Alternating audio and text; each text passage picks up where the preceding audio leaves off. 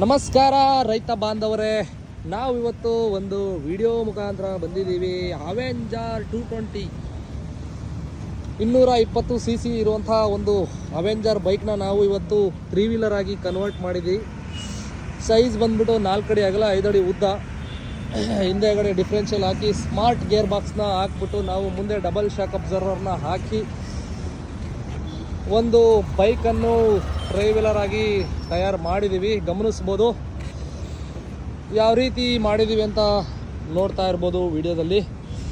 ನೋಡಿ ಇದು ಯಾವ ರೀತಿ ವರ್ಕ್ ಆಗುತ್ತಪ್ಪ ಅಂತಂದರೆ, ಒಂದು ಕಪ್ಲಿಂಗ್ ಹಾಕ್ಕೊಂಡಿದ್ದೀವಿ.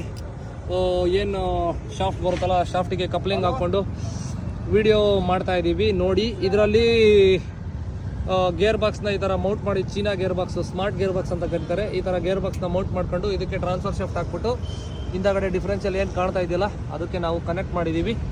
ಇಲ್ಲಿ ಚಾರ್ಜಿನ